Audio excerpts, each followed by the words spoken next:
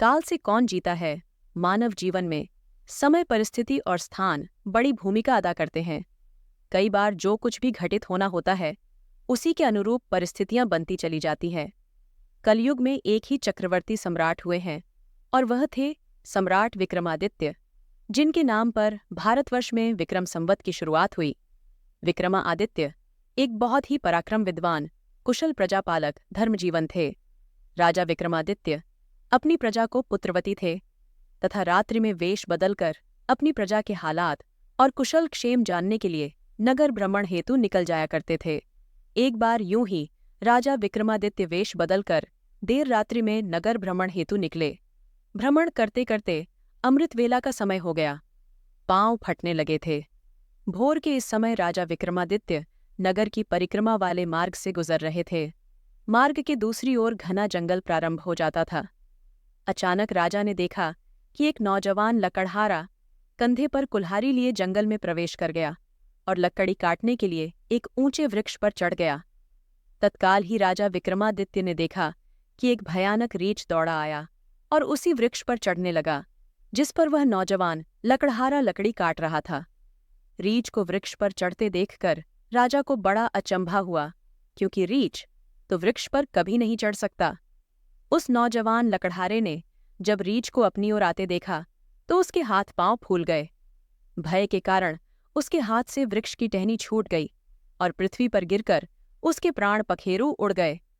तब रीछ वृक्ष से नीचे उतरा और राजा के देखते ही देखते उसने एक सुंदर लड़की का रूप धारण कर लिया और जंगल के समीप ही स्थित एक कुम की जगत अर्थात मुंडेर पर जाकर बैठ गई। राजा दूर खड़ा कौतूहल से यह सब देख रहा था और सोच रहा था कि यह लड़की बना हुआ रीछ अब क्या करेगा। थोड़ी ही देर में राजा के 2 सिपाही जो रात्रि गश्त पर थे उधर आ निकले और इत्तेफाक से दोनों सिपाही आपस में सगे भाई थे। छोटे भाई की नज़र जब कुएं की मुंडेर पर बैठी उस सुंदर लड़की पर पड़ी तो बड़े भाई से बोला, देख भाई, कितनी सुंदर लड़की बैठी है, मेरा मन कर रहा है कि मैं इससे विवाह कर लूं। बड़ा भाई बोला, बड़े भाई के होते हुए छोटा भाई कैसे विवाह कर सकता है? बड़ा होने के नाते पहले मेरी है, इसलिए इससे विवाह तो मैं ही करूंगा। तब छोटा भाई बोला, इसे पहले मैंने देखा है, इसलिए इससे विवाह तो मैं ही करूंगा। तब बड़ा भाई बोला कि हम तो व्यर्थ ही झगड़ रहे हैं, क्यों ना हम इस लड़की से ही पूछ लें। यह हम दोनों में से जिसे पसंद करेगी वही इस लड़की से विवाह कर लेगा। इस प्रकार आपस में निर्णय करके दोनों भाई उस लड़की के पास पहुंचे। बड़े भाई ने उस लड़की से प्रश्न किया, हे सुंदरी, आप कौन हो और यहाँ क्या कर रही हो? वह लड़की बोली, मैं पास ही के एक गांव में रहती हूँ और अपने पति की तलाश में निकली हूँ। छोटा भाई बोला, तुम्हारा पद कहाँ है? तुम चाहो तो उसे ढूंढने में हम तुम्हारी सहायता कर सकते हैं। तब वह लड़की बोली, अभी तो मैं गंवारी हूँ और किसी योग्य वर्ग की तलाश में निकली हूँ। तब छोटा भाई बोला, हम दोनों भाई भी अभी कुंवारे हैं, यदि तुम चाहो तो हम में से किसी एक से विवाह कर सकती हो। लड़की बोली, मैं तुम दोनों में से एक से विवाह कर लूंगी, परंतु मेरी एक शर्त है। दोनों भाई बोले, क्या शर्त है तुम्हारी? लड़की बोली, तुम दोनों में से जो भी अधिक बहादुर हुआ मैं उसी से विवाह करूंगी। इतना सुनते ही दोनों भाई स्वयं को एक दूसरे से श्रेष्ठ सिद्ध करने की इच्छा रखते हुए आपस में युद्ध करने लगे। लड़ते लड़ते दोनों भाइयों ने तलवारें निकाली और एक दूसरे के पेट में आर पार कर दी। इस प्रकार तब फड़फ कर दोनों भाइयों ने अपने प्राण त्याग दिए। तब वह लड़की जोर से हंसी और उठकर एक दिशा की ओर चल पड़ी। यह लड़की छलावा अब क्या करेगी, ऐसा सोचते हुए राजा विक्रमादित्य भी थोड़ी थोड़ी दूरी रखते हुए उस लड़की के पीछे पीछे चलने लगे।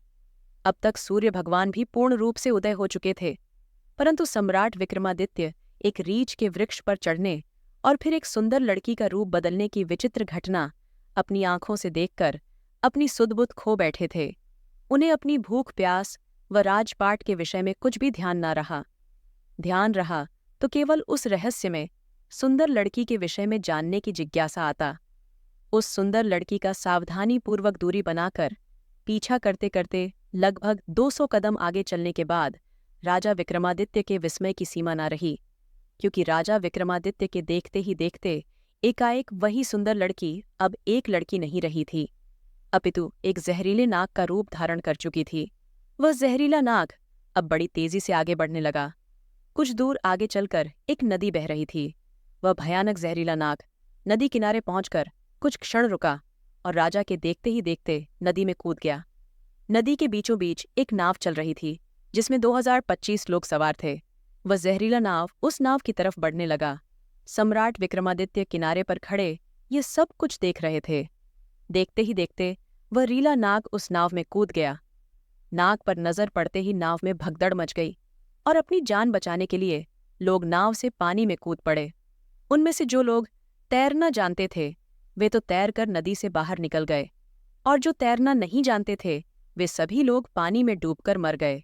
थोड़ी देर के बाद वह नाग नदी से बाहर निकला और नदी के किनारे किनारे आगे बढ़ने लगा। विक्रमादित्य उसके पीछे पीछे चलने लगे। कुछ दूर जाकर राजा विक्रमादित्य को एक बार फिर आश्चर्यचकित होना पड़ा, क्योंकि उस नाग ने एक बार फिर अपना रूप बदला। अब वह एक वृद्ध ब्राह्मण के रूप में था। राजा विक्रमादित्य ने सोचा कि इस बल रहस्यमय प्राणी के विषय में जानकारी लेने का अब उचित अवसर है, क्योंकि इस समय यह बल एक वृद्धा के रूप में है। अब मैं इससे इसके बारे में सुगमता से पूछ सकता हूँ। यह सोचकर राजा विक्रमादित्य शीघ्रता से उस रहस्यमय ब्राह्मण की ओर बढ़ने लगे। राजा विक्रमादित्य तो उस लावे रहस्यमय बल का पीछा कर रहे थे। अब राजा विक्रमादित्य तेज तेज कदमों से चलते चलते उस वृद्ध ब्राह्मण लावे के सम्मुख पहुंच गए और उसे हाथ जोड़कर प्रणाम किया। वृद्ध ब्राह्मण ने भी हाथ उठाकर अभिवादन स्वीकार किया। तब राजा विक्रमादित्य ने उससे प्रश्न किया, आप कौन हैं? वह बोला, तुम्हें दिखाई नहीं देता। ब्राह्मण हूं, राजा बोला। आप असत्य बोल रहे हो, आप ब्राह्मण तो नहीं हो। वह बोला, तो फिर तुम ही बता दो मैं कौन हूं। राजा बोला, तुम वो नहीं हो जो नजर आ रहे हो। वह बोला, मैं जो कुछ भी हूं तुम्हें इससे क्या लेना देना। तुम अपने काम से काम रखो और अपना रास्ता ना हो। राजा बोला, मैं सच्चाई जाने बिना आपका पीछा नहीं छोड़ूंगा। आपको सच्चाई बतानी ही पड़ेगी। वह बोला, मैंने तुम्हें बताया तो है कि मैं एक ब्राह्मण हूं। राजा बोला, आप मुझसे झूठ नहीं बोल सकते। मैं आपका तब से पीछा कर रहा जब आप रीछ बने हुए थे। उस समय आपने उस नौजवान लकड़हारे को मारा। फिर आप एक सुंदर लड़की बने और उन दोनों सिपाही भाइयों को एक दूसरे के हाथों मरवा दिया। फिर आपने एक जहरीले नाग का रूप धारण करके नदी में छलांग लगा दी और नदी पार कर रही नाव में घुस गए, और तुम्हारी दहशत के कारण नाव में सवार यात्रियों में भगदड़ मच गई। नाव पलट गई और आधे यात्री नदी में डूबकर मर गए। अब आपने वृद्ध ब्राह्मण का रूप धारण किया हुआ है। अब सीधी तरह से सच सच बता दो, आप कौन हो। वह बोला, यदि ना बताऊं तो। यह सुनकर राजा ने अपनी तलवार निकाल ली और बोले, तो फिर मरने के लिए तैयार हो जाओ। तुम जानते नहीं, यह राजा विक्रमादित्य की नगरी है और मैं राजा का वफादार नौकर हूं। इस धर्मात्मा राजा की नगरी में इतने लोगों की जान लेकर तुम जीवित बचकर नहीं जा सकते। अब मरने से पहले जल्दी से यह बता दो कि तुम कौन हो। राजा विक्रमादित्य की यह धमकी सुनकर वह वृद्ध ब्राह्मण जोर जोर से खिलखिलाकर हंस पड़ा और बोला, मैं जानता हूं कि यह महापीठ विक्रमादित्य की राजधानी है, और मैं ये भी जानता हूं कि तुम ही विश्व प्रसिद्ध सम्राट विक्रमादित्य हो। फिर भी एक बात जान लो कि तुम मुझे नहीं मार सकते, बल्कि एक दिन ऐसा आएगा कि मैं ही तुम्हें मरने के लिए विवश कर दूंगा। उसके यह बोल सुनकर राजा विक्रमादित्य सोचने लगे कि जिसने इस वेश में भी मुझे पहचान लिया वह कोई छोटी मोटी हस्ती तो हो नहीं सकती।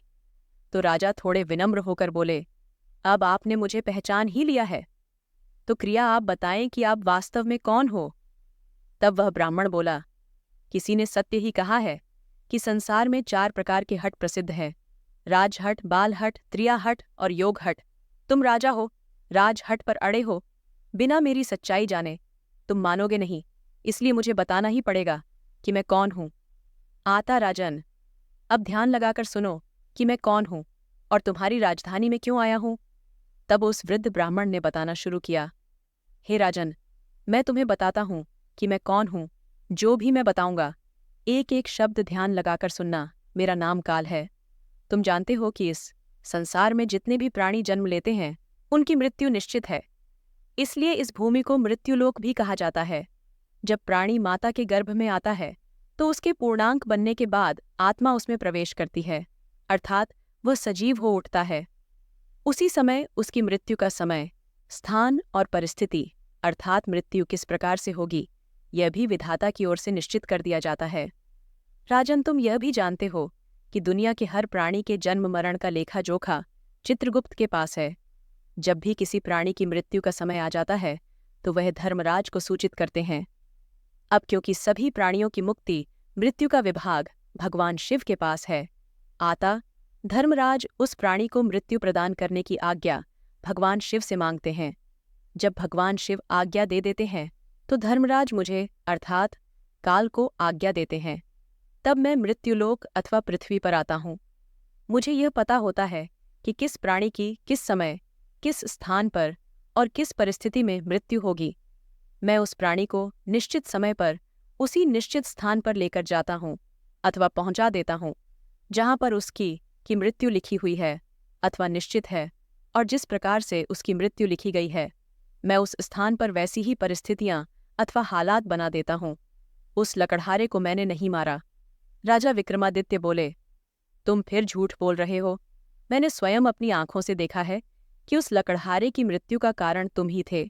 वृत्त ब्राह्मण बोला, बेशक कारण मैं था, लेकिन सांसारिक लोग तो यही समझते हैं कि लकड़हारे की मृत्यु वृक्ष से गिरकर वृक्ष का टहनी टूटने के कारण हुई है, और फिर मुझे तो मृत्युदेव धर्मराज के आदेश का पालन करना ही पड़ता है।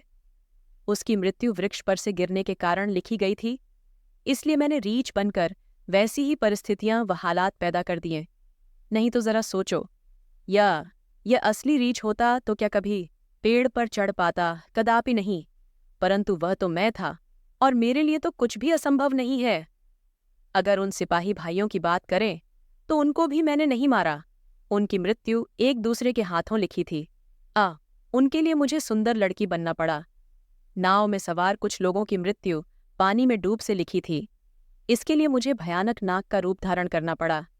राजन, मुझे लगता है कि अब तो आप अच्छी तरह समझ गए होंगे कि मैं कौन हूँ और तुम्हारी नगरी में क्यों आया था, और यह भी समझ गए होंगे कि समय, स्थान और परिस्थिति की सांसारिक प्राणी के जीवन में कितनी बड़ी भूमिका होती है। राजा विक्रमादित्य ने वृद्ध ब्राह्मण रूपी काल की बात बड़े ध्यान से सुनी और गंभीर हो गए। काल कहने लगा, हे राजन, अब मैं चलता हूँ। राजा विक्रमादित्य बोले, हे कालदेव, आपने मुझे बहुत अच्छी जानकारी दी है, जिसके लिए मैं आपका बहुत आभार व्यक्त करता हूँ। कृपया जाने से पहले मेरे एक और प्रश्न का उत्तर देते जाइए। कालदेव बोले, पूछो, क्या पूछना चाहते हो? शीघ्र पूछो, मेरे पास इतना समय नहीं है। राजा विक्रमादित्य बोले, कृपा करके मुझे यह बताइए कि मेरी मृत्यु कब, किस स्थान पर और किस प्रकार से होगी। कालदेव बोले, हे राजन, मैं यह तो बता सकता हूँ कि तुम्हारी मृत्यु कहाँ और किस प्रकार से होगी, परंतु यह नहीं बता सकता कि तुम्हारी मृत्यु कब होगी। राजा विक्रमादित्य बोले, हे कालदेव, मृत्यु का समय बताने में आपको क्या आपत्ति है? कालदेव बोले, हे राजन, यदि मैंने पहले ही आपको मृत्यु का समय बता दिया तो इसी क्षण से आप चिंताग्रस्त हो जाओगे, और आप तो जानते ही हो कि चिंता चिता समान होती है। अभी तो आपको अपने शासनकाल में बहुत से शुभ और जन कल्याण के कार्य करने हैं। राजा विक्रमादित्य बोले, चलो, समय ना सही, यह तो बता दो कि मेरी मृत्यु कहाँ और कैसे होगी। कालदेव बोले, सुनो राजन, तुम्हारी मृत्यु तुम्हारे ही महल में सीढ़ियों पर से पांव फिसलकर गिरने के कारण से होगी। इतनी बात सम्राट विक्रमादित्य को बताकर वृद्ध ब्राह्मण रूपी काल शीघ्रता से एक दिशा की ओर चल पड़े और कुछ दूर जाकर विलुप्त हो गए। इस वक्त तक सूर्य भगवान भी पूर्ण रूप से अस्त हो चुके थे। चारों तरफ अंधकार छा गया था। राजा विक्रमादित्य अब तक शारीरिक और मानसिक रूप से थक चुके थे। आता मन में गहन सोच विचार लिए हुए तेज कदमों से अपने महल की प्रस्थान कर गए, और आगे चलकर सचमुच में ऐसा ही हुआ। राजा विक्रमादित्य की मृत्यु अपने महल की सीढ़ियों से फिसलकर गिरने से ही हुई थी, और इस कथन की पुष्टि इतिहासकारों ने भी की है। जय राजा विक्रमादित्य। अगर वीडियो पसंद आई तो हमारे चैनल को सब्सक्राइब करें। धन्यवाद।